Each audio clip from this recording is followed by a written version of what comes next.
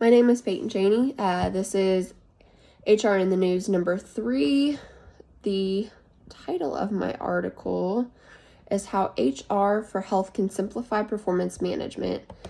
And this one kind of tackles a little bit of goals and performance, the two broad topics. I didn't know how to really characterize it as one, so it kind of tackles both.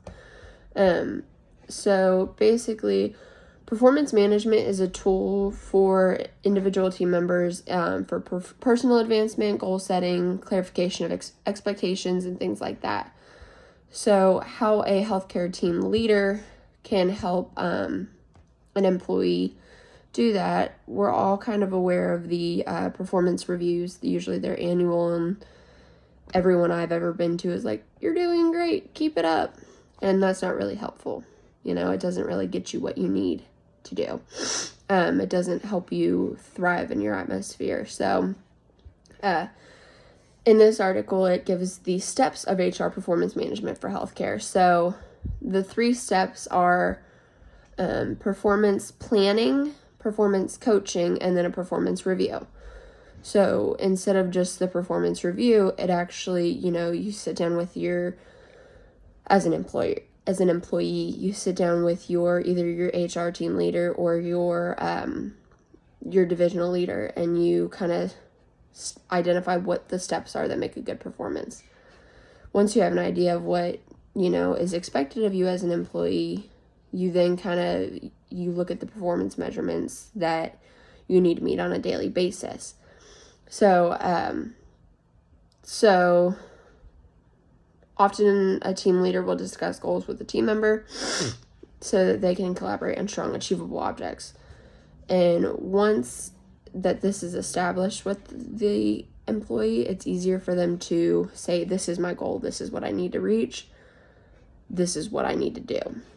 And so while this is going on, while that happens, then you kind of move on to the next step, which is performance coaching. So performance coaching is check-ins with the employee, whether this be bi-weekly, monthly, even weekly, depending on the case. And this basically is the leader reaching out to the employee saying, "Hey, how's everything going? Is there anything that we can do to help you? Here's what you need to work on. You do have the support that you need to succeed." It's just basically making sure that the goals the employee has are obtainable. And if there's a need for anything new for that employee, that they have the ability to get those, the things that they need. And then the last step is a performance review. And so what this would do is it takes a look back at what has happened in the past and see what we can do moving forward. So, taking a step back and saying, this is what has been done. And you kind of take an objective record, and it gives important direction to the manager on what they need to do moving forward.